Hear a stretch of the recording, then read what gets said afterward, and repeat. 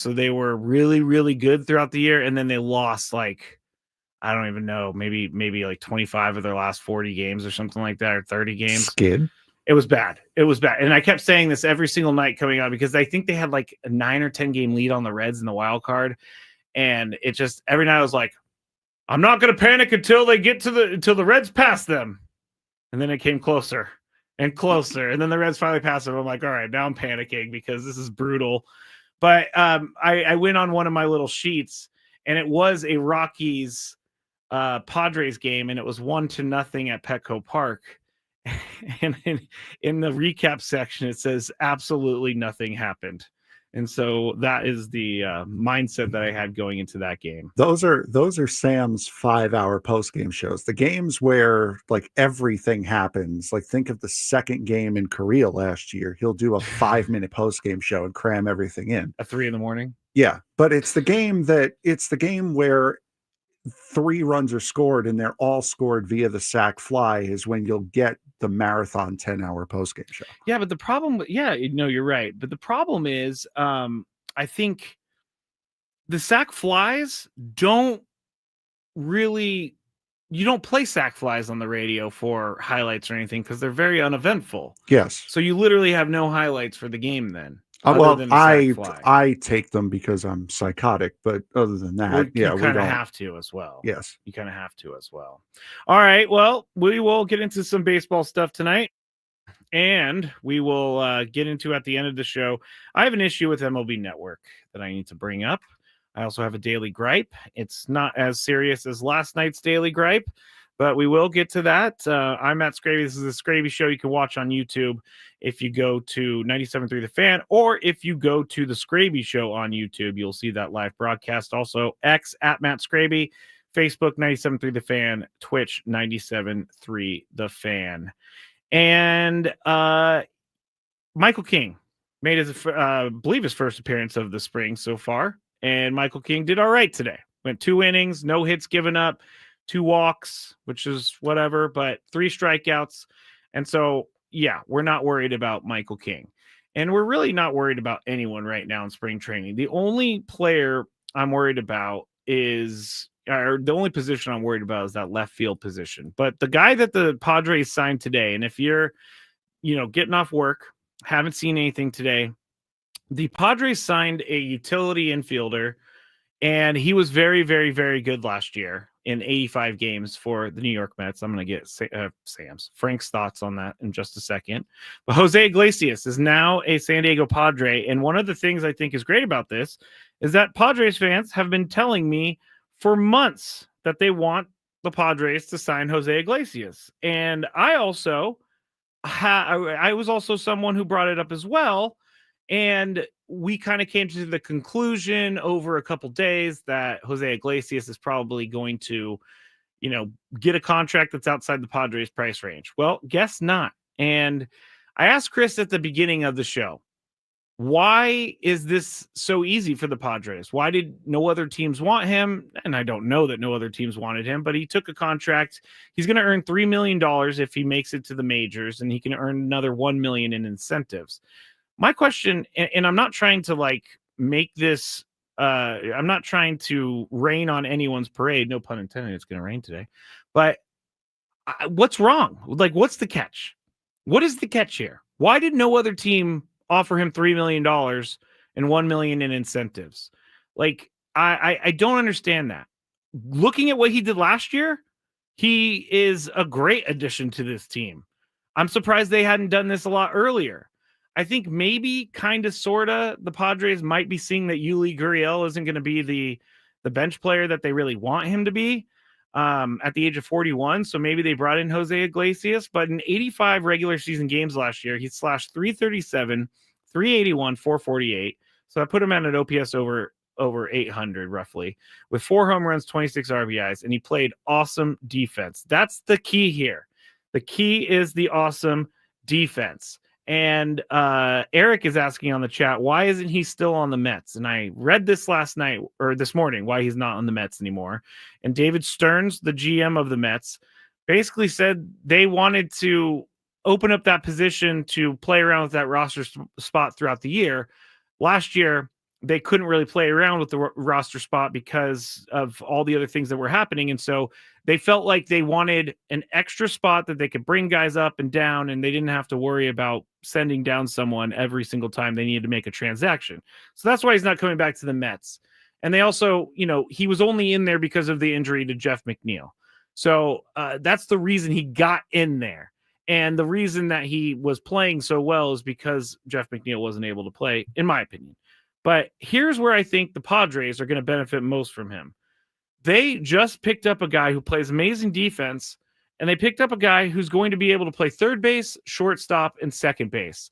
So what you can do, if you need Luis Ariz to just be a DH for a little while, you can move Jake Cronenworth back to first base. You put Jose Iglesias at second base, and then you go from there. Or if Xander needs a day off, you put Iglesias at shortstop, and you go from there. Manny needs a day off, you can put him at third base. The only way this works, obviously, I don't expect him to hit 337 next year. But I do think if his career average, I think Chris said, was like 283, I will take a 283 from a Jose Iglesias. I think that would be really good for them. And the versatility that he has allows them to mess with different lineups. And I love that. And I don't know why this didn't come about sooner. I actually expected this at some point over the winter break or something like that, but it didn't happen. So I love this signing. I am a huge fan of this signing. And I think this is a great depth piece that truly will help this team going forward. Now, let me bring in my guy, Frank. He's not necessarily, he's a Mets fan. Don't get it twisted, people. He loves the Padres too. You can't work on this station and not care about the Padres. It's just not a thing because we deal with it every single day. But Frank saw Jose Iglesias last year on his team. What are your thoughts about this signing? He's a fantastic player. And part of the reason why he isn't on the Mets anymore, and part of that is, you're right, the injury to Jeff McNeil, they needed to bring somebody in order to fill that spot. But they also have guys like Ronnie Mauricio, who missed the entirety of last year because of an injury. I think it was an ACL injury that he sustained in winter ball last year, which is why he missed the whole year. Mauricio is going to be coming back. You have Luis Angel Acuna that they could bring up. They have Jet Williams, who's getting closer. They have Ryan Clifford, who's getting closer. So you can see why they would want to leave that roster spot open. As far as Iglesias coming here is concerned, I think it's a great fit. You get him for $3 million right now because of it's right now. It's not in December. The Mets didn't re-sign him also because he wanted a multi-year deal. That was why a lot of teams sort of strayed away from him. You don't want to give a 35-year-old a multi-year major league deal with no guarantee that he's going to stay healthy or that he's going to finish out the year. So to get him now on this $3 million deal, utility piece on the infield, who's going to be a great clubhouse guy, who's going to bring a lot of energy when he is in the lineup. It's a fantastic signing, and one that Sam and I both agreed would be great for this team a couple months ago. That's a really great breakdown, Frank. And I didn't realize that he was looking for a multi-year deal. Yes. Definitely something that would to put teams, make them not want to offer him a contract or anything. But all in all, there's nothing bad to say about this move. No, not at all. Nothing bad. And he's going to add something to your team immediately. The only thing I can say is maybe this knocks Tirso Ornelas off the roster. Maybe this knocks an Oscar Gonzalez off the roster. Guys who've been really hot in spring that without him, probably without his signing, would most likely have made the team, or if not, stuck on the roster instead of, all right, let's wait for Jose to get ready and then we'll bring him up. That's the only negative you can say about this trade. Other than that, it's a fantastic signing. Yeah. Signing, you're right. Yeah, I mean, I understand all that, and I don't think Tirso is going to be left off the roster. As long as he has a I don't think continues so to either. have a great spring like he's been having, then I think that he's going to be on the roster. I know Eggy Rosario has been struggling somewhat in defensively. Oscar Gonzalez still leads the team or is tied for the lead of team with hits in spring training, but most of those hits came early. Yeah. I think 3 of those hits came on the first game of the year. But there has been some great competition on this team for roster spots. And that tells me one thing is that during the season, if there's such great competition, that when someone goes down, needs to go on the IL, you have someone that's capable of filling in for them.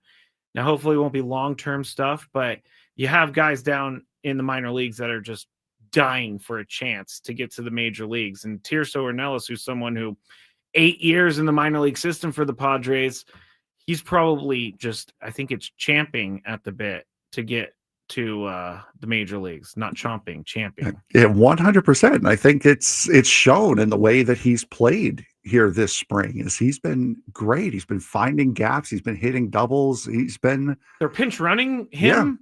They're putting him he's getting involved in every single game in every way possible, yeah. which is a great sign, not just for him as in how good he has played, because he's been great this spring training. It's also a very good sign organizationally because the organization is trying to get him into all of these spots that he would be getting into in a regular season game situation to see how he handles it. So, yeah, this is a very good sign that Ornelas is going to make the team. All right. We're going to head to break here. First break on the Skraby Show. Remember, Sammy Lev, Inside San Diego Baseball, Sam Levitt at 7 p.m. Frank Marchese with him as well. So you get a whole big dose of Frank here today. But when we get back, I'm going to tell you why Jose Iglesias is going to fire the Padres up. And I'm not talking about anything having to do with OMG. We'll talk about it when we get back on the Skraby Show.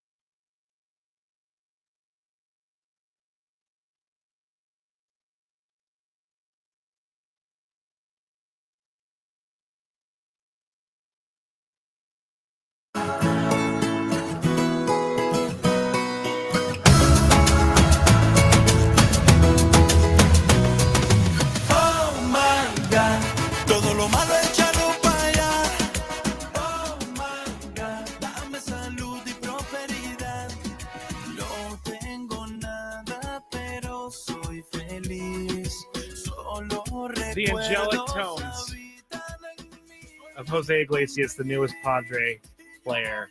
I gotta say, Frank, I knew the OMG thing. I didn't really pay attention to the song, but now that I've heard it like 150 times today, it is catchy and it is great. You'll never unhear it. You will never unhear it. And Met fans got a very nice treat because he performed that live after, I think it was a walk-off win. Yeah, that's amazing. One night. I don't know how right after the song came out. So yeah. I mean, we can't use OMG here in San Diego. No, we can't do it. It has to be another song. But I don't think he'll have any issues creating another song that goes number one on the Latin Billboard charts. Number one. That's a legit musical artist as well as a baseball player. You guys already stole the LFG from the Mets, so let's try not. Yes. No, we're not going there. Pete Alonso was the first one to say it. Pete Alonso was the first one to say it. But did he say LFGSD? No. Of course. We're moving forward. Nate says, please don't dance, Skraby. I tell you all the time, I am a terrible dancer, but I like to dance. I can confirm that first statement that he just made. Oh my God. It's really bad. It's honestly really bad. Great singer too. Oh, I'm a great singer. Yeah, I don't know. Who sings that? Alanis Morissette. I keep it that way. Attaboy. I know. All right. I was going to tell you why Jose Iglesias is going to help this team more so than just being a baseball player. I think, okay, let me start it here. Last night, Frank, Roki Sasaki made his debut with the Padres. I wish it was with the Padres. Good for him. It was the Dodgers. And I said, this is going to go very bad for me because me cheering against them just really makes me look like a hater after, especially after he strikes out 5 in his 3 innings of work and his breaking balls, buckling knees and all that stuff. Well, I was thinking about this on the way home. I think Roki Sasaki is going to have a really hard time facing the Padres. And this is why. He's going to end up facing a team that he said no to. And that creates a fire that you just can't buy. And the reason Jose Iglesias is going to help with this, Frank, he said last month to the New York Post that the way last season ended, the loss to the Dodgers left a bad taste in his mouth. It hurts because we started something definitely isn't finished. Obviously, this was when he was thinking he was going to be at the Mets. But he's going to bring this fire into town because he wants to take down the Padres. People are going to think that I'm just making a big deal out of this for no reason. But I think it actually is a deal. I think that players are going to try extra hard against Roki Sasaki to embarrass him. He came down here. The whole thing was kind of a charade, as we know. I'm not going to get angry again, and I'm not going to go off in that direction. But, Manny took time out of his day to come down there. Joe Musgrove did. A lot of other guys, Darvish, a lot of other guys did. And yes, this is a business in the end. And yes, Roki Sasaki made the best business decision for himself. Doesn't mean that you can't use it as fuel and motivation. And someone choosing the other team, for me, is enough to provide fuel and motivation. And now, am I making this a bigger deal than it actually is? Yes, I know. But the matchups and the drama and all that stuff is what sports is all about to me. And I am someone who fully believes that the Padres are going to play angry against the Dodgers and Roki Sasaki specifically. It's completely logical thought. I mean, it wouldn't be the first time that the Padres touched up a debuting Japanese pitcher. Oh, Yamamoto? Yeah. Yeah, that was a very nice treat at 4:00 in the morning or whenever that was. It was a nice treat, actually. Yeah. And I don't have anything against Yamamoto other than the fact that he was hyped more than any person was hyped ever. Coming from another league. And then didn't make it out of the first inning. And then he didn't make it out of the first inning. And then he got hurt most of the year. I mean, the only thing that Yamamoto did last year that was worth it for the Dodgers is when he finally figured it out against the Padres in Game 5 of the NLDS. That was like the first time that the Dodgers got something out of him, I think. Yeah, and you're not far off on that either. But yeah, Iglesias is definitely an energy guy. That's his gimmick right now. He may not be the player that he used to be, but he's going to give you something. I mean, I don't think he's going to do what Profar and Fernando did in the first 2 games of the NLDS last year, but he's going to be that spark, that fire, who may bring one of the younger guys aside, not saying to Jackson Merrill, but bring one of the younger guys aside and say, listen, we gotta wake up a little bit here, bud. We gotta like smack on the chest, something like that. Yeah. That's gonna be his biggest commodity coming into this team. It may not be his glove's gonna be great, his hitting is gonna be solid, but him being energy is gonna be the biggest thing that he's gonna bring to this team. I love it. They need energy. They need someone like that. And they need someone that could play great defense and be an energy guy at the same time, because they lost their energy guy in Jerks and Profar. They lost the guy who was going to have good vibes around the team. I don't know what Iglesias's vibes above replacement are. The number is, but I'm assuming it's high after seeing that video of him performing OMG on the field. Yeah, this is something that we're going to overall 2 thumbs up on this signing. Other than that, with no buts for me at the back end of it, though, this is good. Thank you. Oh, thank you. I don't want to go back to those days. It was harrowing for everyone involved. Today, the Padres lost to the Rockies 4-3. Even in spring training, the Rockies own the Padres. But here's what happened today. Michael King, as I said, went 2 innings. He walked 2, struck out 3. Tom Cosgrove. We were talking about him last week and about where did he go? Tom Cosgrove had a nice inning today. So hopefully I can get him back on track. He went 1 inning, 2 strikeouts.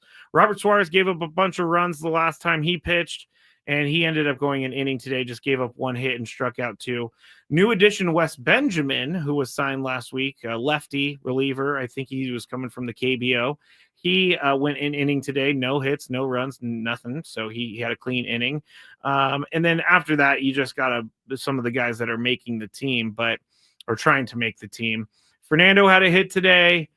Mason McCoy, that doesn't really matter. Elias Diaz, I shouldn't have said it doesn't matter that Mason McCoy had a hit today. It does matter. Campisano, he had, I believe, a sac fly. Eggy Rosario went 0 for 3. So Eggy's kind of struggling here in spring training. But you got guys like Tirso Ornelas, who we talked about earlier, and he came in and actually pinch ran for Fernando after he got a walk. So that tells you how they feel about that. He's still got a 421, even though he went 0 for 2 today, Tirso. He's still got a 421 average and a OPS of 1.311. So he's still bringing it. Xander Bogaerts, he has not found it yet in spring training. And again, spring training doesn't matter. I keep telling myself that a million times. He's trying different things right now. He's not locked in the way he would be during the regular season. None of these starters are.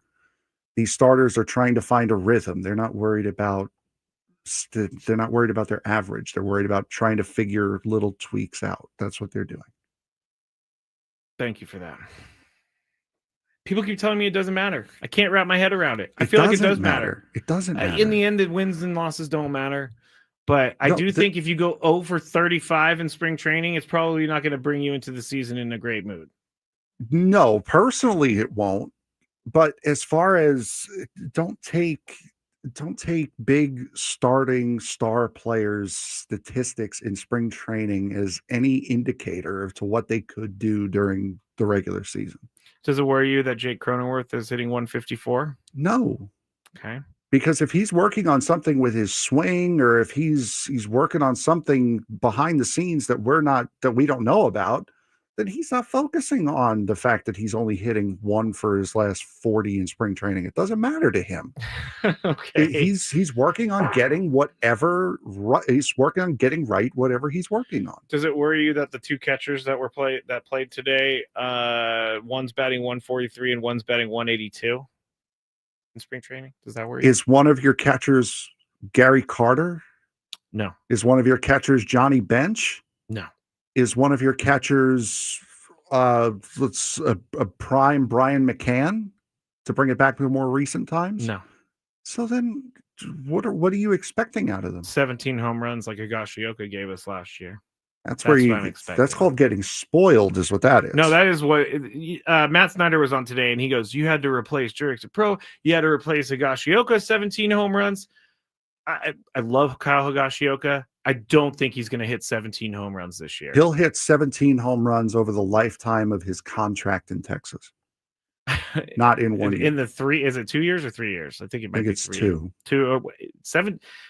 17 home runs is a lot of home runs for Kyle Higashioka, and I'm glad he did it because it was awesome to see. M. McKee said, "Is X broken?"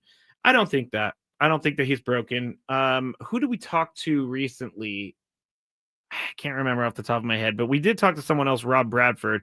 He said he knows that Xander can figure. He's a professional. He works hard. He really works on things during the offseason. Xander himself even said that he's ran more than any time in his life. He's in the best shape of his life. And I know that guys say that all the time, but I don't think Xander's ever said that before. Is he broken? No. I think last year he was injured, and I think the first year I'm going to make an excuse for him and say that it was his first year with the franchise. So I don't think he's broken. Can I just, I'll get back to that in a second, but Dan Comer in the chat, thank you for noticing that. And I really, really hate you for it. He said, Frank losing his hair like he's losing weight. Oh, well, the good thing is that Frank is losing a ton of weight. And that's not a secret. You've been losing a ton of weight. But come on, Dan. Thank you for that, Dan. I should say, Dan, I'm sorry. You don't have any hair either, bro. Oh, I didn't know that. I bet Dan, he's a great guy. Okay. But going back to Xander now, getting back to things that matter. You're the one who brought it up. Xander, this is the first offseason that he's had in quite some time that's been normal. Last year, not only dealing with the trip to Korea, he's also dealing with a position change. The year before that, he had to move cross country and get all that stuff settled down. He needed to count all of his millions that he needed to move across the country. Right. He also had to get the car registered, find a place to live, stuff that drives us crazy on a regular basis that he now has to do while trying to get ready for a baseball season. This is his first normal offseason. He's back in his normal position. He's all settled in. Yeah. He doesn't have anything else to worry about. This is his first regular, normal offseason. This is going to be the first year. If it's going to happen, this is the first year we're going to see a normal Xander Bogaerts back to the way he was in Boston. Well, I really hope so. I'm not going to give up on the guy, but I think 3 years to prove that you can play for $25 million a year is a lot. I think they would have liked for him to prove, but you're right. There was some circumstances with Xander Bogaerts over the years. Some may argue that was too much to pay anyway, but you know. Oh, yeah, I argue that. There's my hand in the air. I will. What were we told when we signed Xander Bogaerts? Wasn't it like, just shut up? He's a great player. Sit in the corner. He'll be all right. I actually don't remember. I was just really excited that they did it. That's what I was told. I was told, sit in the corner, be quiet. Who told you that? Xander's gonna be fine. Anytime I came on air, I saw it in the chat. Xander's gonna be fine. He'll be all right. Don't worry about it. He's good. Frank, go stand in the corner. Oh, actually, we can't go to break if you stand in the corner. All right, no, come back. Come back. We need you. Unfortunately, before I send you back to the corner. All right. That's the stuff we got on the Padres. We're going to make fun of the A's when we get back. We're also I'm going to rant about MLB Network. And I have 2 daily gripes. I'm just going to do 1 daily gripe today. But I also have this new airport trend that is taking over the world. And it is maybe one of the dumbest things I have ever heard in my entire life. So we'll talk about that in the final segment of the Skraby Show on 97.3 The Fan.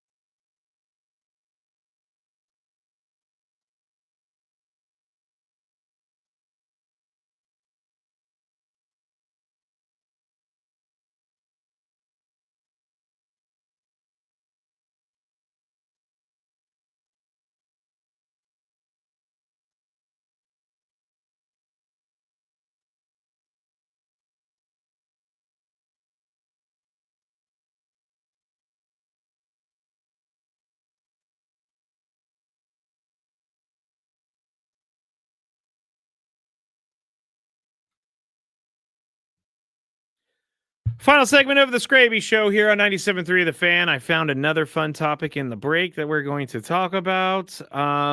So let's see. Oh, we need to get right into it. What were you going to say, Frank? I see you grabbing your mic over there. What's up? I wasn't saying nothing. Oh, okay. We're good. Should we rant first? Should we make fun of the A's first? I mean, you've been teasing a rant all day. Okay. All right. Here's the rant. And it's about MLB Network. And if you've been watching the Padres spring training games on MLB Network, or at least the MLB.TV, they have a lot of filler commercials during it. And it's not just regular commercials. It's solely basically MLB Network commercials. And they keep playing these player spotlights throughout the commercials. And I swear to you, Frank, I have seen every big name player have a commercial except for a Padre. And I think that's really ridiculous. I've seen an Aaron Judge commercial, a Bobby Witt commercial, a Rafael Devers commercial, a Pete Alonso commercial, Bryce Harper, Mike Trout, Ezekiel Tovar even got a commercial, Ronald Acuna Jr. got a commercial. I've been watching all of these games. Not once have I seen a Padre. Listen, man, a small market. I don't know what to tell you. Don't do that. It's a small market, man. Do you think Ezekiel Tovar deserves a player spotlight on the Rockies? How are you going to argue against the super mega powerhouse market that is Denver, Colorado? It's not. Well, okay, it might be a bigger market, but it's not. The team isn't loved more than the Padres are. I'm being sarcastic. Okay, good. I see it in your face a little bit. But I mean, if Pete Alonso gets one, then Jackson Merrill should get one, or Fernando should get one. I will keep watching to see if we have a Padre one. And again, I could be completely wrong, and they just haven't really. I haven't seen it yet, but I've watched all of these spring training games that have been on. Kansas City, Missouri, San Diego. I mean, which one are you going? Well, here's the thing: one? Bobby Witt Jr. deserves a commercial. Aaron Judge deserves a commercial. All of these guys deserve a commercial, but so does Jackson Merrill and Fernando Tatis Jr. In all honesty, yes, I do totally 100% agree with you. Yeah, I agree.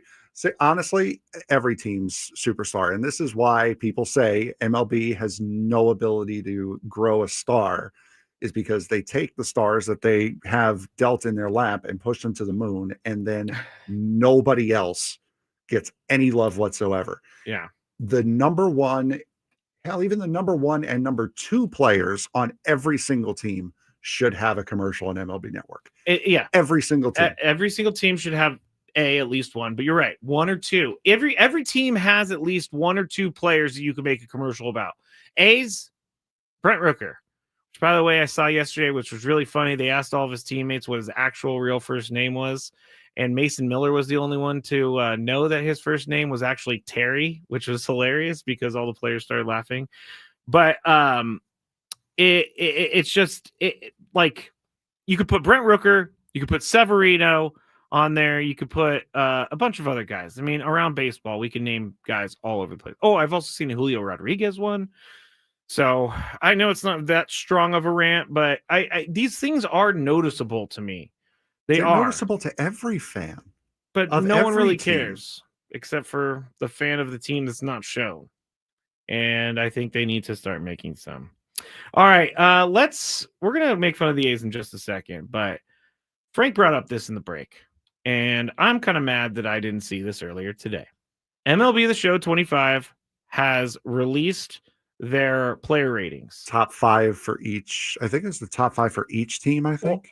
Well, maybe. Okay, I have a list of just a ton of guys. And there were 3 guys who I wish you didn't know who they were, but there were 3 guys who were rated 99 in the game. Yes. They were the 99ers. And the first one, obviously, Shohei Ohtani. I mean, after the year he had last year, I get it. Juan Soto, I don't get, because the other 99er, Aaron Judge, had a better statistical season than Juan Soto. So how does Juan Soto get a 9? And by the way, Frank, can you answer for me why his fielding rating isn't lower, which causes him to go? I don't think he's a 99. And for anybody who's not familiar with video games, 99 is the best possible rating that you can get. It means you're one of the best players, one of the 3 best players in the game. Now, the next one is Ketel Marte of the Diamondbacks. He has a 96. Bobby Witt Jr. 96. Here's one that I don't also get. Mike Trout is a 96 overall. Is Mike Trout a good baseball player? Of course he is. But what's his, like, and I'm being dead serious. What's the injury rating? The injury rating, each player has different ratings. Speed, awareness, whatever. Injury rating is one of them, I believe. Yes, maybe it it's is. okay. It is. His injury rating has to be a 99, which is a terrible thing. Wrong. Why? It would have to be a 0. Oh, so it goes the other way. Yes. I would think his injury rating would be really low. I don't think Mike Trout is a 96 overall player right now. I mean, maybe this season he could prove it, but I don't know. Not into it. Let's keep going down the list.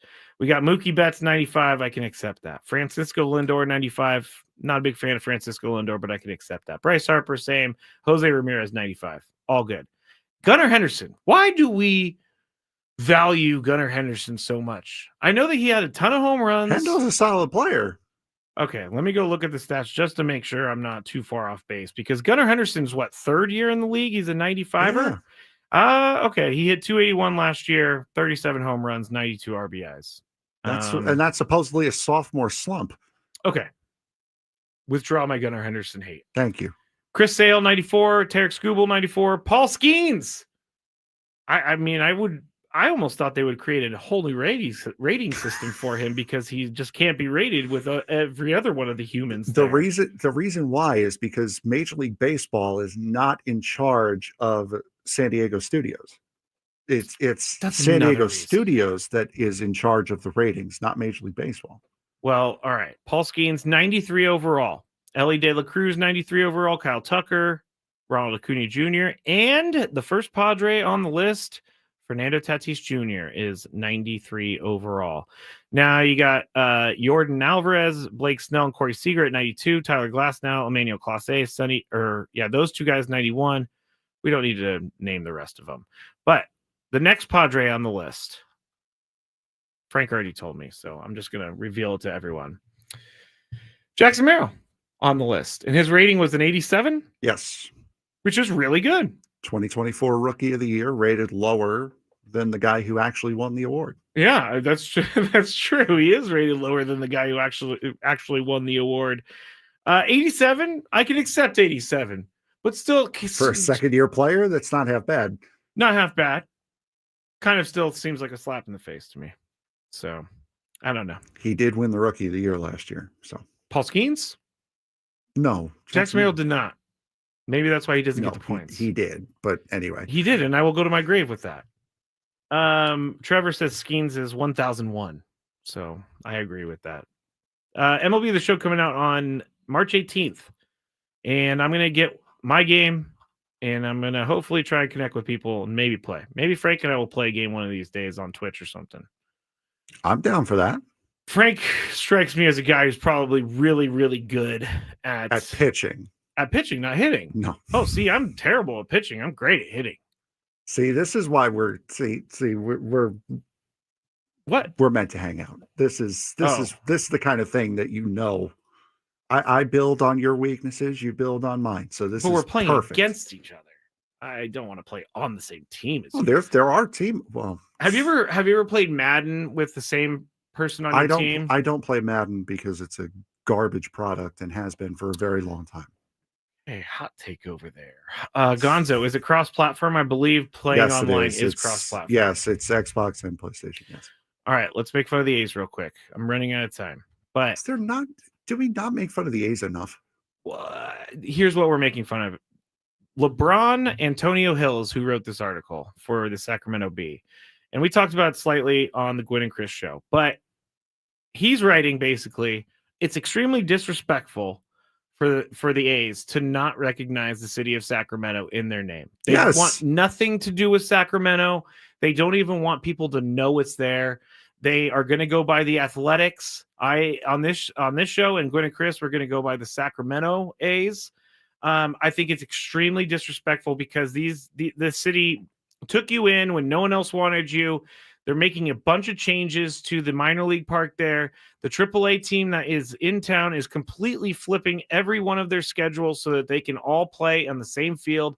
It's a huge undertaking, And I think it's rude and disrespectful that John Fisher does not recognize Sacramento as a place. In the end, it's a place where the A's will have a part of their history. Sacramento A's are certainly a shorter name than I'm giving them for this year. You're going to call them the Sac A's? We are playing in a AAA ballpark because our owner's a dope athletics. Okay, that's a very long name, but I like it. Oh, I was going to try to do like a phonetic or the first letter of each word, but that was too long.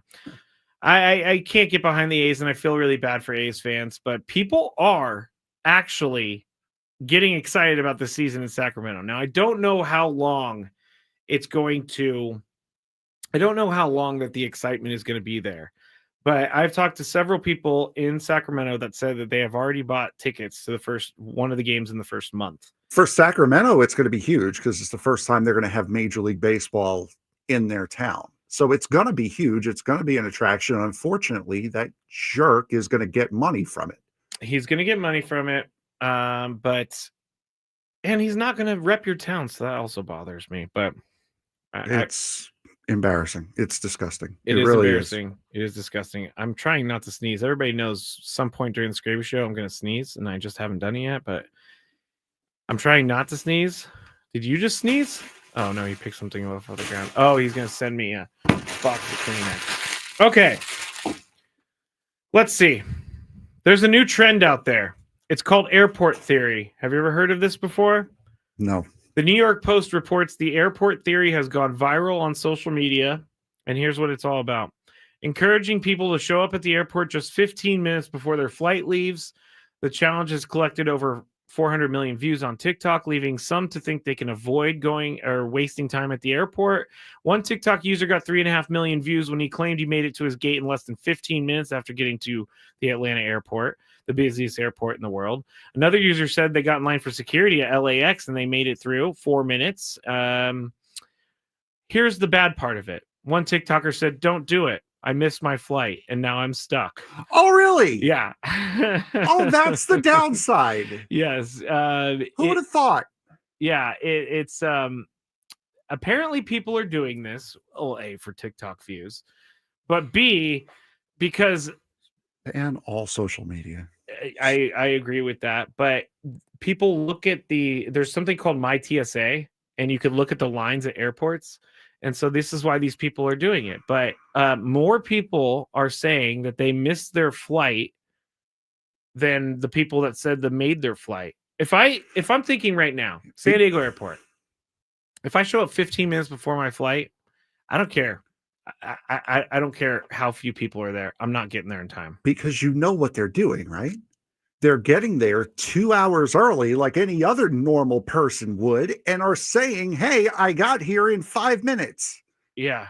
And next time I hope that anyway. Anyone who tries that, I hope you miss your flight. Google searches for, quote, "I missed my flight. What do I do?" has gone up 60% over the past month. Smack yourself in the face. That's what Smack yourself in the face. Let's go. What's annoying Skraby today? Let's find out. It's time for the Daily Gripe. Did I really just yell, "Smack yourself in the face"? Like I'm from Boston. As a trigger for the Daily Gripe, yes, you did. Okay. My Daily Gripe is simple. And it was something I went last night when I got home, was washing my hands, looked at my hand soap. Guess what? It was the least favorite hand soap I've ever used in my life.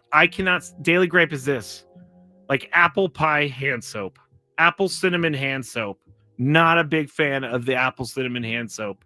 It makes me gag when I smell it. It makes me disgusted. I don't really feel like it's cleaning my hands. But the apple cheesecake, apple pie, apple cinnamon hand soap is disgusting. Some of those do have a little bit too powerful an odor. Yeah. It's gross. It's gross. It made me like gag a little bit. All right. That was one crazy Skraby show. It was fun though. Thank you, Frank.